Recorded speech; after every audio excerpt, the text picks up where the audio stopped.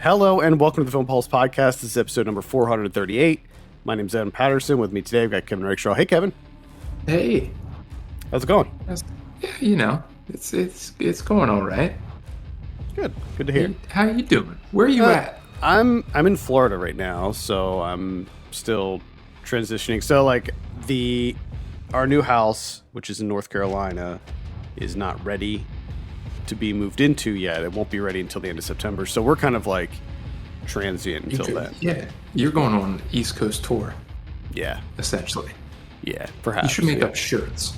Yeah, I don't know if we're gonna just stay down here the whole time or go up. I don't know. We'll see. We'll see which way the wind takes us. This week on the show, we'll be reviewing The Batman, which is in theaters right now. It's a biggie. We'll also be going over some of them watching on the watch list and this week's new releases in theaters, VOD, and Blu-ray. Thank you so much for joining us this week. Please remember to review us on iTunes if you get a moment. That'd be very helpful. With that, I don't really have any housekeeping to go over, so I think we can just jump straight into our review. Talking about The Batman, which came out this past weekend, directed by Matt Reeves. I have a synopsis here. When the Riddler, a sadistic serial killer, begins murdering key political figures in Gotham, Batman is forced to investigate the city's hidden corruption and question his family's involvement. Kevin, we'll start with you. What were your initial impressions of The Batman? We talked about this a little bit off air. A number of things have happened that have changed movie going for me. The number one thing is my local theater has shut down because of COVID. When COVID hit, got shut down, and it's closed forever. I don't think it's ever coming back. So now for me to go see a movie, I have to drive like 30 minutes. So in total, it's about an hour commute to go watch a movie. That right? sucks, man. Yeah. That's how it'll be for me in the near future too. So you got that going, and you already have the Batman's 3 hours long. So I'm already looking at committing to 4 hours.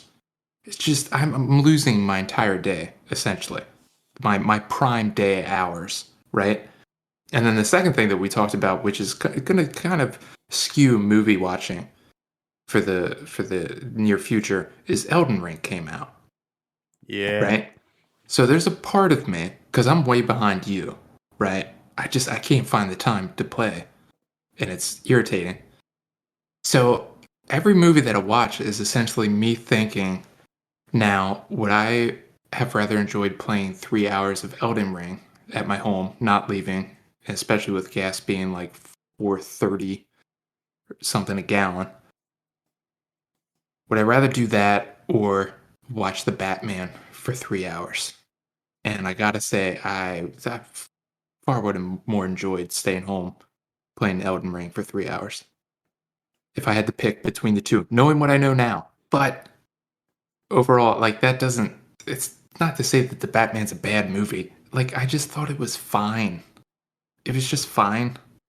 There was certain parts of it that I was like, oh shit, this is pretty good. Maybe perk up in my chair a little bit. But for the most part, I'm just like, yeah, this is The Batman all over again. I somewhat agree with you. I think that it was more than just fine. I think that it was quite good. But I do understand where you're coming from in that, yeah, it's another Batman story. There's nothing here that's like mind blowing, but I think that it is a really solid entry in the Batman franchise. I think that my ranking of the Batman movies, this would probably be under The Dark Knight for me, which would be the fourth best, I think. I think that Batman 89, Batman Returns, Dark Knight, and then this probably. I did enjoy myself with this more than Batman Begins and The Dark Knight Rises.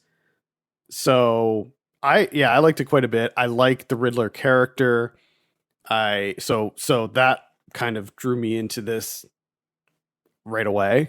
And I like Batman stories where he has to be the world's greatest detective. I like any Batman story that involves a mystery where he's got a, he's in a race against the clock to solve this mystery. Now, being that this is like an early in his career Batman, I feel like he's not quite at the top of his game intellectually in this one. Yeah, He's intellectually. he's still got something to learn. Like he's still learning. And I don't think that there's anything inherently wrong with that from a story perspective. I actually wish there was more of that because I will agree with you intellectually he's not there. There's a lot of room for improvement, right? If I'm doing if I'm doing a year-end review on this guy. But the thing that on the flip side of it that kind of took out like the stakes of it all is that pretty early on and then throughout the movie, like he's kind of shown as indestructible. Like he's getting shot numerous times, and it's just like not really affecting him at all. And I'm just kind of like, oh, he's indestructible, I guess. Like I never felt like there was a chance that something might happen to him. And I know that that's kind of stupid going into It's Batman to Batman. begin Yeah, with. It's he's not Batman. gonna get killed. No, but there is a part where it's like it's something. I don't know. I think the stakes are more on the city itself rather than Batman. Like the the thing that you have to be concerned about in a Batman movie is other people, not necessarily Batman himself. It's whatever the villain is going to do to others or the city as a whole. Yeah, and I think that was my two pronged favorite thing about this is A is that mostly focuses on the Riddler, which thank God, because there is something towards the end of the movie that's just like fucking Christ, you know it's gonna happen, but please, someone else. So this movie has that, and I also like that it has more than one person. You have the Penguin, you have Catwoman, you have more. I think the only downside to that is it seemed like Reeves was trying to do too much, juggling too much, really, and this just kind of became this like bloated thing It that is I a don't think it necessarily needed to be. I think that this is a big movie. I mean, this is a very large scale movie because you do have, and it all links together. Like it's all interconnected. So you have like the Riddler storyline mixed in, and then mixed in with that you have the sort of mobster, the mafia storyline with Carmine Falcone and Penguin, and it's all interconnected. But because this is like the first one in what I presume to be a new series, there's a lot of establishing stuff. Like they're establishing these characters. Now, I will say one thing that I give them credit for is there's no like not really origin stories here. Like by this point, Penguin is already established as like he owns the Iceberg Lounge, and he's already sort of an underling of Carmine Falcone. So like that's already established, and we don't have to go through the whole Batman origin story again either. So I definitely appreciated that. And same with Zoe Kravitz plays Selena Kyle, aka Catwoman. We don't have to go through her whole origin story really either in this, which I think is very refreshing. Yes. There was a lot of stuff I liked about this. I like the general aesthetic. Now, Batman is typically a very dark, grim, gritty, kind of brooding story. Like pretty much all the Batman media that you look at. This one, I think. I was just gonna say it's always dark.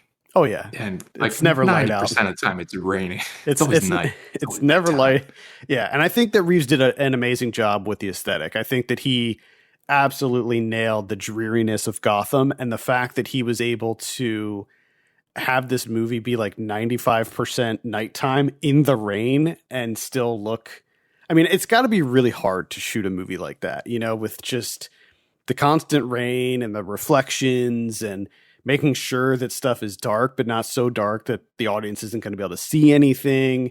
And like making sure that the lighting is just right to reflect off of, all the wet surfaces and stuff. Like I imagine it was a really hard shoot. And I think that the end result looks really awesome. I think it's probably one of the best looking Batman movies. It's not quite as stylistic as like a the Burton Batman movies, but it definitely feels like it's its own thing. It doesn't necessarily feel like it's biting off the other Batman movies. It has its own identity, which I appreciate. I like the design of like the Batman suit. All the costuming I think is really good. And I like the Batmobile, this version of the Batmobile, which feels a lot more kind of grounded and realistic, um, as opposed to some of the more kind of garish looking Batmobiles that we've Yeah, seen in the yeah, past. I think the Batmobile in this is kind of badass, and I liked all of that stuff. It feels the movie itself feels very Fincher esque, like the whole. yeah. I That have was a another thing that I I have a thought really was. hard time believing that Matt Reeves did not draw heavy inspiration from David Fincher when he was making this movie. Yeah, I mean, come on. It like the whole atmosphere of it, the whole tone of it, the Riddler character in and of itself just is like, oh, it's the Zodiac killer. All right. Like it just Yeah, felt, you're just kind of thinking the whole time, like, oh, okay, if Fincher did Batman, maybe this is what it would be. yeah. I didn't mind that though. Like it seemed like it was a very blatant homage to Fincher, but it didn't feel like a necessarily like a rip off or anything to me. There was also like you'd mentioned the Zodiac killer, but I also saw a lot of the I don't remember that Kevin Spacey's character from Seven, that killer, whatever the hell his name Yeah, with was. him kind of targeting and having like a checklist of like Yeah, it's going to get you closer to the end. and Yeah, you had it your does like feel like it was Zodiac folded in with yeah, Seven type deal. and you had these like kind of elaborate kills, Yeah, but also it still felt like the Riddler. I mean, it didn't deviate so much from that character that it didn't feel like the Riddler. It's still he still left the riddles and the clues and all of that stuff for Batman to find, and he was still kind of a nut. And I thought that Paul Dano was great in that role. I think the casting was really good. I think the casting was actually really good overall. I liked everybody in their role. I didn't think that I was going to have a problem with Robert Pattinson as Batman, and I thought he was really good. I don't know like where he would stack up against like I mean Keaton is no, and probably I think he works really well within the realm of where it seems like they're taking him with yeah this. yeah much more like moody. I mean he's definitely more of an emo Batman than I Yeah, think we've seen before.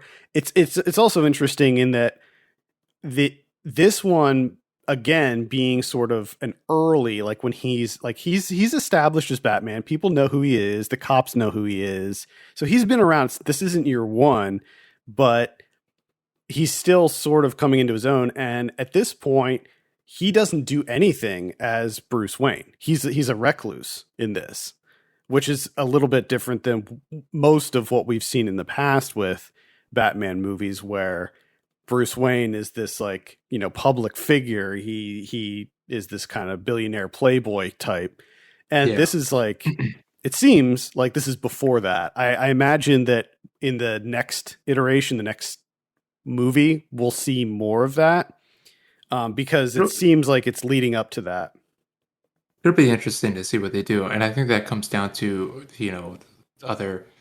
I think we've talked about this before with the like jump starting these franchises and stuff. It's like it's kind of hard to grade this one because I see interesting things, but I'm not going to know until what they do with it later on.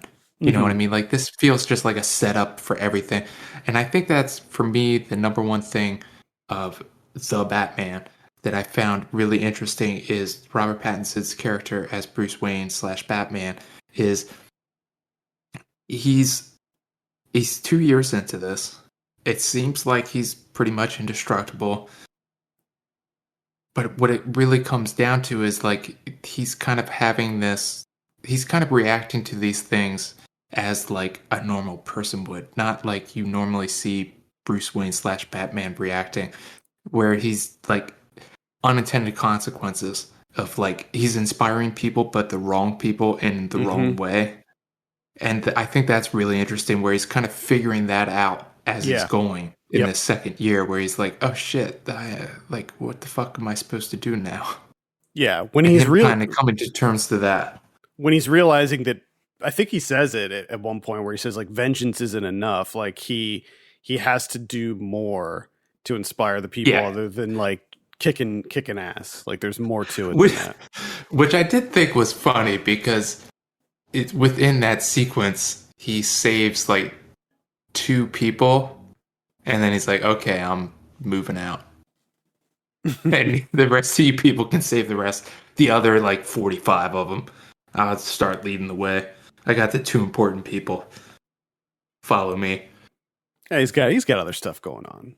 I mean, he probably needed a nap after all that he's Oh, been he through. needs a nap 24/7. I mean, I guess he naps during the day. Yeah, probably more like a third. It's a more of like a third shift type of job. Yeah, it's Uh, understandable. yeah. So I thought Pattinson was really good in the role. I think that he's going to be a really good Batman, and hopefully they keep him on and he does more with it. I liked Zoe Kravitz as Selena Kyle. I thought she did a really good job. Colin Farrell as Penguin in a unrecognizable role for him. I wasn't Yes. sure about it. I was like a little hesitant about that one because typically when you get somebody who is like polar opposite of the character, I'm like, well, couldn't they just find somebody that looked more like that person rather than having to like load up makeup and all that stuff? But the thing is, like, the makeup job is really good, and Yeah. if I didn't already know that that was Colin Farrell, No, I had no idea. I'm certain that I wouldn't know that that was him.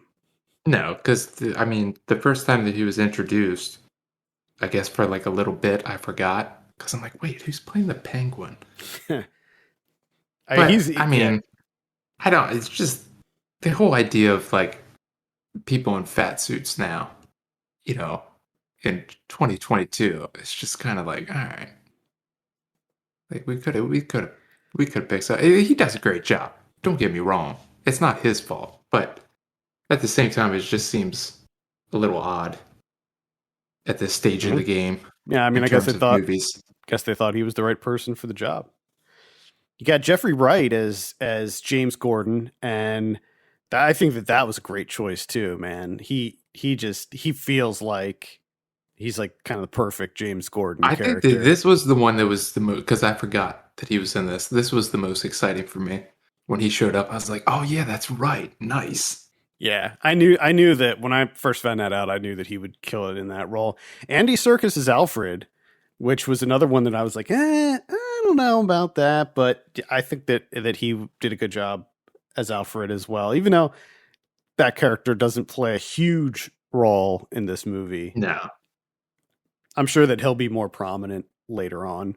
John Turturro as Carmine Falcone, which that's an easy win there. yeah, I Getting had no him. idea, so that was exciting I didn't. as Yeah, well. I actually didn't know he was in this either. So that, Anytime John Turturro shows up in something, I think instinctively you just go, "Yes, yeah, yep. nice." And again, I'll just reiterate: I thought that Paul Dano was fantastic as the Riddler. I did enjoy Paul Dano. So yeah, for me, this was great. I had a really great time with it. I think that sure it could have used maybe slimmed down a bit. I mean, you could even break this into two movies, honestly, with Well, I think with the amount that's going on. the thing that gets me the most is going into this. Okay, and I know we're going over well-worn territory, right? So when it comes to like the dialogue and stuff, I know the writing's not going to be like super top notch or anything along those lines. It's going to be broad strokes type dialogue, right? And Hmm. because the story's so familiar, it's going to be whatever. You know, like it's not anything new. We know what's going on. So all that's kind of just back burner stuff. So what it comes down to is essentially the aesthetic and the action set pieces. And honestly, the aesthetic is just more of the same in terms of the Batman world, Gotham. I know you can't really deviate from that too much, right? Or people be up in arms. So there's not a whole lot that you can do there. It's got to be nighttime and it's got to be mostly raining, that type of deal. So you know what you're getting there. So it comes down to action. And honestly, for 3 hours, I wanted more. There's not a whole lot here. It's just a lot of setup for me, honestly. Yeah, I thought that there were some cool set pieces. I will slightly agree with you that maybe there could have been some more going on. I really like the car chase. There's a really great car I, chase scene. I'm glad you brought that up because a lot of people going into this, I saw a lot of people the car chase scene. So when that started, I was like, oh, here we go. We got the Batmobile. Because when they introduced the Batmobile, there was a part of me that was like, oh shit, this is okay. Yeah, and what a way to introduce it to. You're just like, All right. oh, because you know what it is right away, and you're just like, Yep. oh, here we go. Yeah. You're like, is that like a nuclear reactor on the back? Okay. Yeah. I want to see you in action. But I gotta say, the car chase scene I thought was like, like it Really, that's interesting because didn't wow me in any way. Sorry to shit. because I don't mean to shit on your parade, but no, I it's like, actually that's just funny because I don't particularly enjoy car chase. Like car chases are fine, but like I feel like I've just seen so many of them these days that it really takes something interesting, like the one in Tenant, for instance. Like no, that was an yeah. interesting car chase, but yeah, I really enjoyed the car chase in this one. I thought that there was some really cool stuff going on with it. I think like one of the coolest things is when he like shuts off the power. You see it in the trailer. He comes out of the elevator, and you just have kind of like the strobing effects of the muzzle flashes from Yeah. the. So I'm like, okay, because there's this like lead up to him cutting the power and all that stuff, and then this dramatic build up of the elevator coming down, no one's in it, and you're like, okay, yes, here we go. We're kicking it off. And then you have the muzzle fire thing, and you're like, I love it. This is gonna be great. And then that's it. Like that's the length of it. And you're just like, oh, okay. Like I was super. I thought we were just getting started, but I Yeah, I pretty much mean, saw all of that in the trailer. Like, yeah, it is light on action. It is pretty light on action. There's the a lot of it is just like more kind of detective work, which that actually reminds me of one of the things that I did want to point out was that most of this movie is Pattinson in the mask. Like he yeah. is very rarely Bruce Wayne, and he very rarely takes off the cowl, which I really appreciate it because I feel like they're like most superhero movies, they're just trying to get the character out of the mask as much as they can. Well, and I think that's a really good, interesting casting decision here because to me, I feel like Robert Pattinson really does like that bottom third of his face is really distinct. And Mm-hmm. I can't figure it out. I don't know what like his jawline slash like teeth situation. Like his teeth are too wide for his face. I don't know what it is, but there's something about it, and it works wonders here because you can just show me that bottom third, and I'm like, yeah, Robert Pattinson. Yeah. Maybe that's what it is. Maybe they It's thought like like it's like the front of his teeth are wider than normal people. and maybe that's like they all knew they were like, well, they're gonna recognize you in the mask. It's not like Spider-Man where it could be anybody in that Yeah. costume, you know? I think that's the thing. Like, if I lived in Gotham and you showed me Bruce Wayne, I'd just be like, oh, that's fucking Batman. It's the mouth Easy, thing. easy. He's I can. got double the front teeth than most people. He has more teeth. Yeah, love Robert Pattinson. Good, he's a good guy. I do too. He is great. That's the only other thing that worries me about this Batman thing, though, is I'm not going to see him in other stuff. He's going to get tied up in Batman's. Maybe not. I mean, he I don't know, man. He doesn't necessarily seem like the type of person that would do that. Like I feel like he would still like squeeze in a smaller like indie movie in between. But I guess we'll see like what that I don't know like what that contract is like with Yeah. Warner Brothers. It might be a pretty stringent contract that he's under. And like I saw a couple interviews with him and like he seems to really love the character and love the role. Like he actually sought this out. He auditioned for it and everything. So I think it's a good fit, man. Like I I think think it that does. Like in he looks good in the mask. and Like, also the voice, that's like a big sort mhm. of point of contention. I think like Christian Bale's Batman was like he was good as Batman, but the voice was a little off, like kind of silly at times. But I think that what Robert Pattinson does here, I think he does a good job with it, where it's not like too over the top. No, but I do like how they kind of like did the flip side of that, where it's just him in a lot of situations where you wouldn't normally see a guy in a bat suit. Yeah, Just yeah, around like a lot of normal people, where they're right. just like, look at this fucking guy in a Look at bat this suit guy. walking Look at through. What this the guy. fuck? It is kind of interesting because in most Batman movies and stories and stuff, you just see him in action or like in front of a computer in the Batcave, doing some research and Yeah, then and he like going out. he sneaks in and he might talk to somebody and then he sneaks out. It's Yeah, not that like he's walking through a crowd of people, yeah. There's a just lot like, of hey, Batman, hey, there's a lot of sorry like guys, excuse me. you have crime scene investigations with like a crime scene that's like full of cops and like people like forensic people, CSI people taking pictures and stuff, and then you have like Batman taking notes and like looking at stuff, looking at evidence Standing in the way.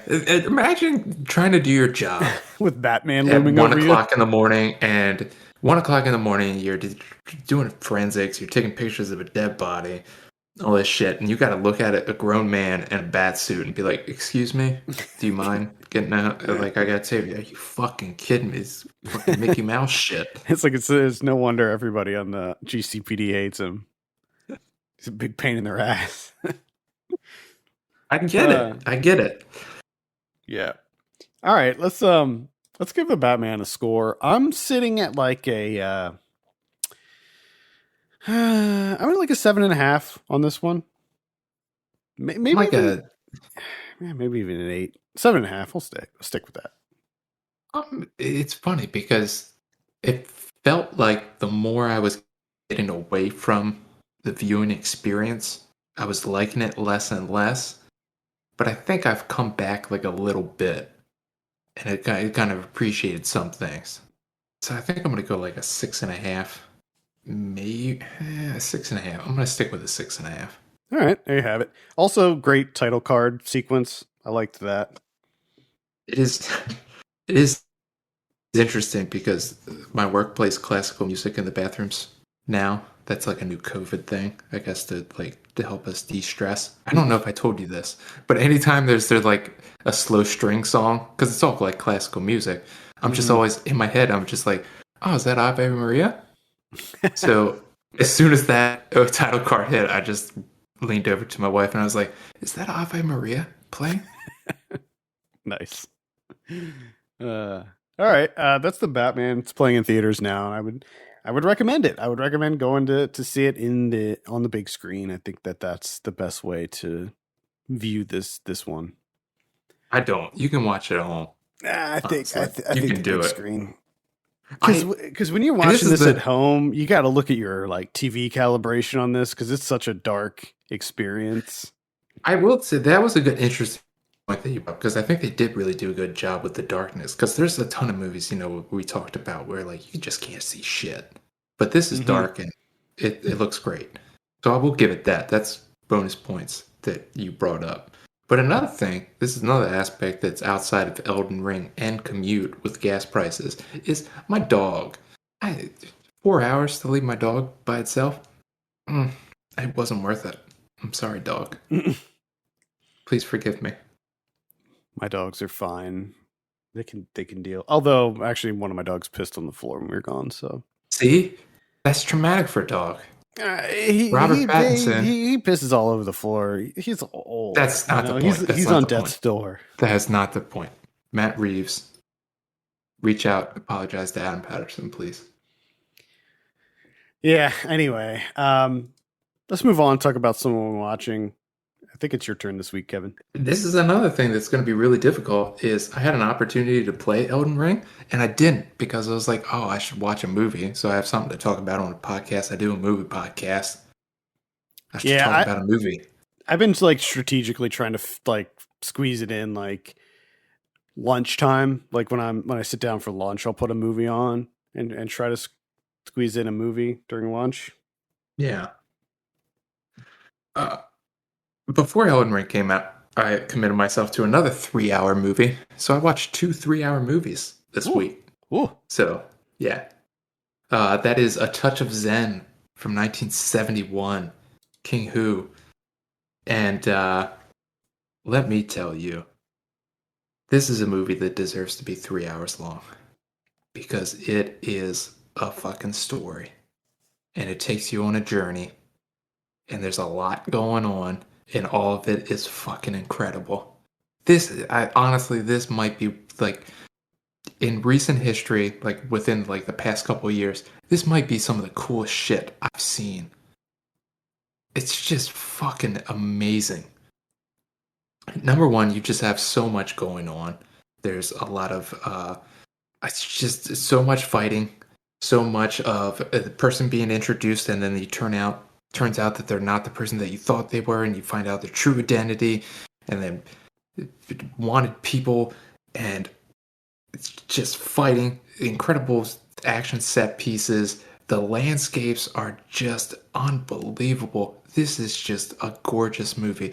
There is so many aspects of this where like they'll show like a terrain that someone's going across and you're just like it's jaw dropping where you're just like, oh my god, it's just like the most verdant greens I've ever seen. It's just incredible. Yeah, jumping from treetops and all this stuff. This is one of those movies that it doesn't happen often, but you get so excited thinking about it that you can't really put into words why it's so fucking phenomenal. But I will say that there's a moment towards the end of the film. There's this like Tibetan monk, this abbot, who is just like untouchable, just incredible, effortless martial artist. Just he usually takes people down one-handed, and it's just all defensive. He's just disabling people, and it's him and a group of young kids, and he like descends down from like this like rocky outcrop to like face this like major villain. And just the way that it's cut, it's in slow motion. There's this music, it's so dramatic, and it's like he's just like floating down, essentially, is how they make it look. And it is just, it's like one of the coolest things I've ever seen on film. Man, I can't recommend it. Like, you will fucking love this movie, Adam. Yeah, this looks like one that I'll definitely have to. You are gonna lose your shit, man. Yeah, I think I probably will have to add this to my watch list immediately. Try to catch up with it. Maybe I'll try to catch up with this week. Elden Ring is consuming my life. I will say this: when I do the old compare, 3 hours of this I think comes out ahead of 3 hours of Elden Ring. Oh man, this is one of those movies where I'm like, I'm glad I watched this in my lifetime. I guess it depends on where you're at in Elden Ring. Like, because 3 hours in an Elden Ring could just be you dying over and over to the same boss, which would not be a good use of time. Yes, that's true. All right. Well, I can't really compete with a movie like that, but I did see the new Scream movie this week. This is directed by the team that did Ready or Not, which I loved. This is good. I enjoyed this. It didn't blow me away or anything. However, I did enjoy the concept of it. Scream has always been a very meta style of movie, and this one sort of doubles down on that whole thing. And the thing that I like about it is, we've been talking about all of these movies like Halloween, Texas Chainsaw, the Chucky series, like all these movies that are doing these sort of reboot sequel type things where they're not like rebooting the whole franchise, but it's like a new sequel, and they're sort of retconning all the pieces of it. That's what this movie does, but in a really fun kind of tongue-in-cheek way. And I think that it was a really cool idea. It's a fun movie, but most of it is your pretty standard slasher. But the thing is, like, that's kind of by design with Scream. Yeah. And I find that Scream is a hard movie it's a hard franchise to criticize because it it's very intentionally campy, and it's designed to follow the rules, like the slasher tropes. And what it does with them, I think, is where the series it gets interesting. And if you're not familiar, this brings back Nev Campbell, Courtney Cox, David Arquette, and throws in a new group of kids. There's a new killer on the loose, whatever standard Scream stuff. The end is really cool. I thought the end was great. So yeah, I would give it a light recommend. Check out Scream. Okay. Interesting. The only other thing I watched is another comic book movie. That's Tank Girl from 1995. Finally checked out Tank Girl. And man, I gotta say, this was pretty fucking great. It's interesting. We covered this on we covered this on Saved by the 90s, I believe, like a while ago. I can't remember if I listened to that episode or not. It's an interesting one. It's a really interesting movie because I don't really know too much about it except for the flashes I've seen of Lori Petty's character, the main character, Tank Girl, which is really interesting because I haven't really seen her in too much. But as soon as she showed up on the screen and she's doing the voiceover, I'm like, man, classic Lori Petty. Yeah. I don't know who the fuck Lori Petty is. The most I've seen her in is Station 11, and that's, now. She was in a ton of stuff back in the I know. What about A League of Their Own? Have you seen that? Yeah, that's true. She was pretty... I do remember in that, yeah. She was the sister in that. Yeah. It was just funny because as soon as she showed up, I'm like, oh, fucking classic Lori Petty. This is what you signed up for, man. Fucking love Lori Petty. And then I kind of was thinking about it. I'm like, I don't know what I've seen Lori Petty in. Like, how do I know? I think that's an interesting observation because I think that it's just that she was so big in the 90s that she was like, you felt like you just knew her from everything. She's fucking everywhere, I guess. But this is I don't know how many movies I've seen like this in terms of comic book movies that kind of weave in the comic themselves with the live action and with some animation as well. For me, because I can't think of all the other examples, this is one of the best. I thought that it was just phenomenal. The energy to it of them cutting from the live action to snapshots of the comic and scanning across the comic and occasionally doing animation as well. All of it just really worked for me. I loved the energy of this movie. It was great.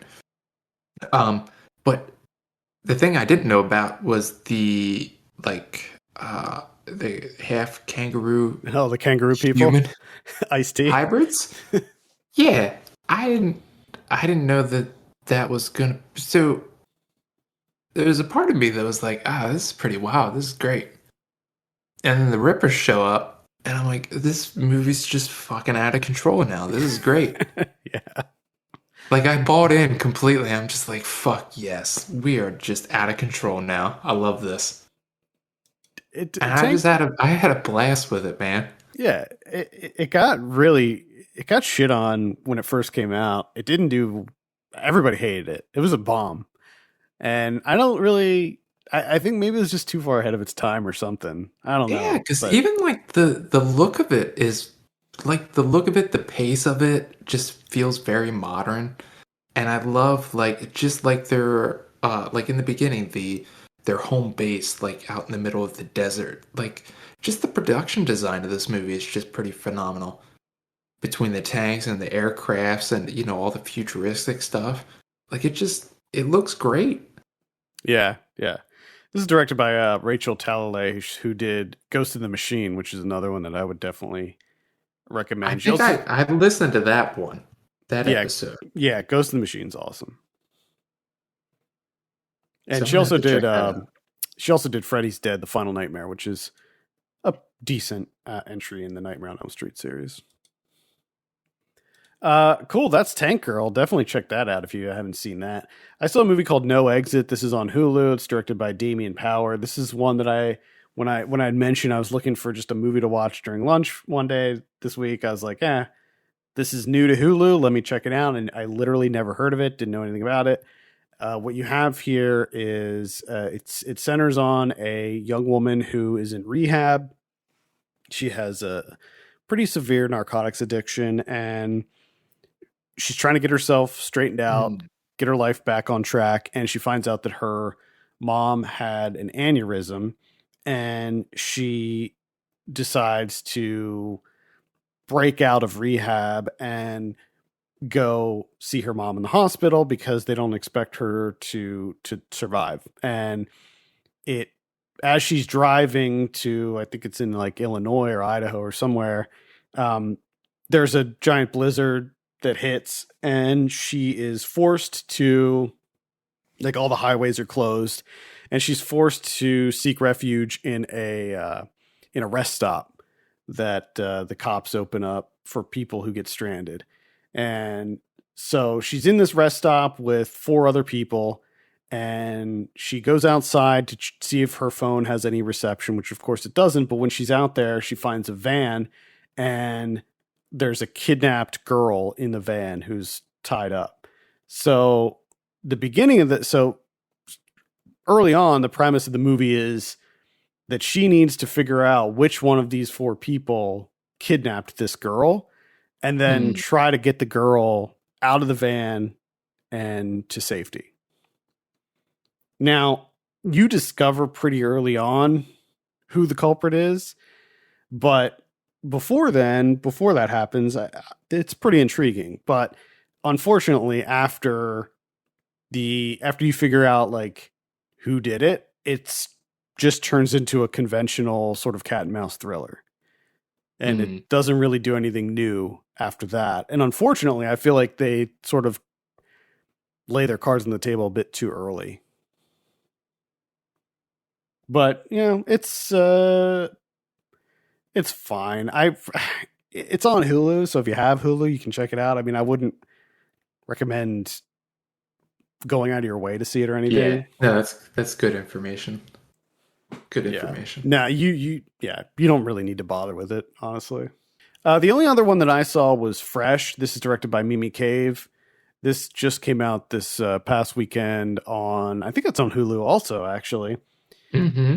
And this is with Daisy Edgar Jones and Sebastian Stan. I don't know how much of this is known, like how much I can safely give away of the plot. Uh, but the very basic premise is that Daisy Edgar Jones plays this young woman who she's in like the dating scene. She's, using the apps. She's trying to find that special someone, and like every date she goes on is a disaster. The guys are all douchebags, and right when she's just about to give up on the whole like dating thing, she ends up meeting Sebastian Stan's character in the grocery store. They kind of hit it off. They strike up a romance, and things take a very, very terrible turn that involve things that I'm sure that she would have like not even a fleeting idea that it could happen.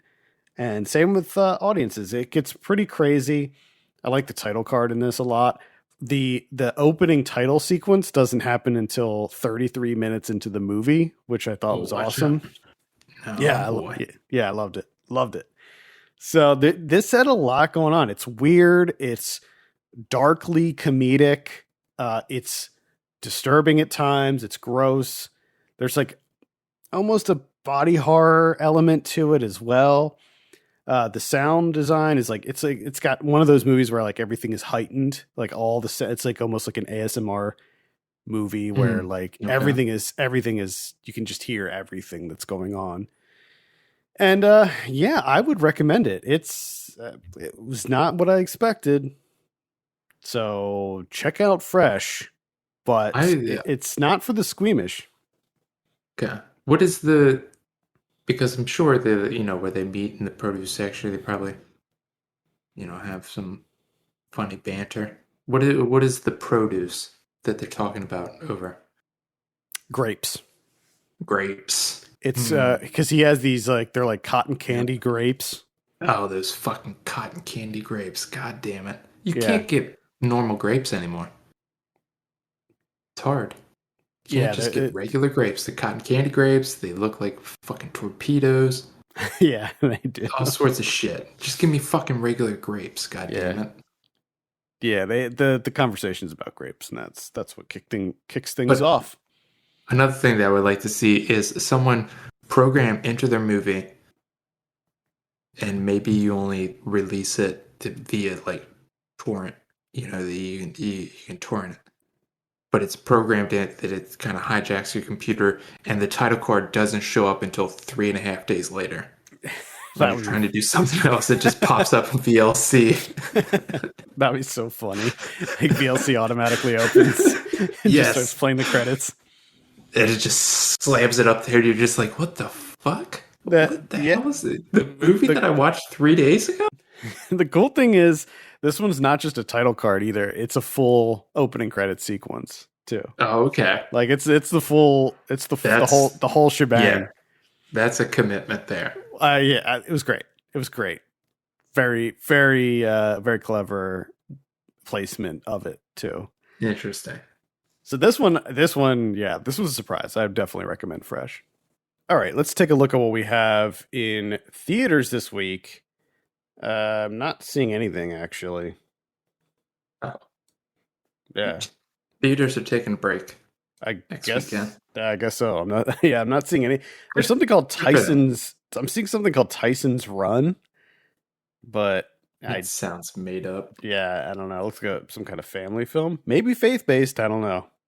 Probably faith Tyson's. based. Oh, please be. George fucking Bass. An unathletic boy with autism strives to become an unlikely marathon champion. Oh, God, give me a break.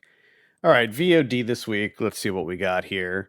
On the 8th, we have The Girl on the Mountain. That looks like maybe a thriller. Oh, it's a Saban Films. So there you go. There you go.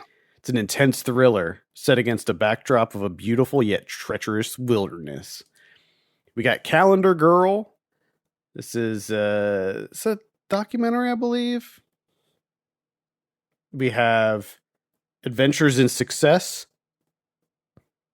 It's a comedy. Mm-hmm. On the 10th, we have The Seed coming out on Shudder. I'll be checking that out. Looks kind of could be interesting. On the 11th, we have The Exorcism of God. It's a horror film. We got Off Season. That's I believe, the new one for Mickey Keating. So I'll probably check that out. I'm more interested about an exorcism on God. That is also a Saban Films release. Okay, I'm not interested. Yeah. Peter Williams, an American priest working in Mexico, is considered a saint by many local parishioners.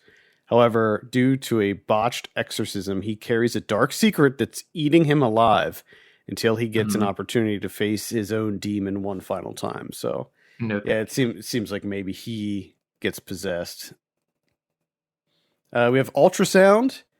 That's a pretty interesting one. I saw that at one of the festivals last year, and it's kind of a weird thriller. We got Gold coming out. That's the one with Zac Efron.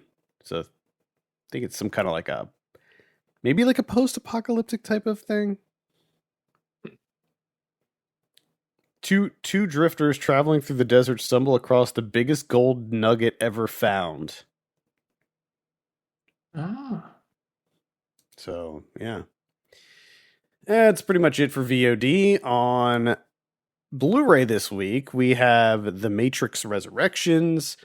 That's going to be like in all different versions, 4K, all of that stuff. There's also going to be a 4-film pack of Matrix movies coming out. Did we talk about that on this? I don't know if we actually talked about Matrix Resurrections on the show. It was like one of those weeks where we like took off or something like that, but it's not good. Yes. Yeah. We have Phenomena coming out in 4K from 1985. Highly recommend this one if you have not seen this one. This is Argento film with Jennifer Connelly, where she's plays a young woman who can talk to bugs. Yes. What more do you want? Wait, have you seen Phenomena? No, but I remember you talking about this, that I still have to get around to this. Yeah, I saw it in the theater, actually. There was like a Giallo thing happening. Oh, it was awesome. It was so cool. We also have Thriller, A Cruel Picture from 1973. This is also called They Call Her One Eye. If you're not familiar with this one, it's the one with Christina Lindbergh. Very graphic film. This is sort of a rape revenge movie, but it is it's rough, that one. We got Rugrats 3 movie collection. Didn't know Rugrats had 3 movies to their name. That's news to me. Yeah, I knew they had 1, but I wasn't aware of 3 of them. Death Game from 1977. Let's see what else we have here. Coming to America from last year. I had to skip that one. We got Silent Night. You had mentioned that on the show a couple weeks ago. Oh yeah. Agnes. That's the one from Mickey Reese, which I would recommend checking out. Don't know if I'd buy it on Blu-ray, but it's worth a look. The Nowhere Inn from 2020. Let's see. There is so much anime every week. Holy crap. So much anime. Drunk Bus from last year. And that's pretty much it. What about Criterion's this week? We have Adoption, a Hungarian film from 1975. Marta Mészáros. This is a director that I've heard so much about. Just tons and tons and tons. But you couldn't find her work anywhere, really. So it's nice to see finally getting a release. At least one. We got one. Hopefully we can get more. Yeah. All right, I think that's going to do it for this week. Thank you so much for listening. You can send us your questions and topics to podcast@filmpulse.net. You can follow us on Twitter @filmpulsenet and @filmpulsekevin. And if you have a minute, consider reviewing us on iTunes. That would be extremely helpful. For Kevin Rakestraw, my name is Adam Patterson. We'll see you next week.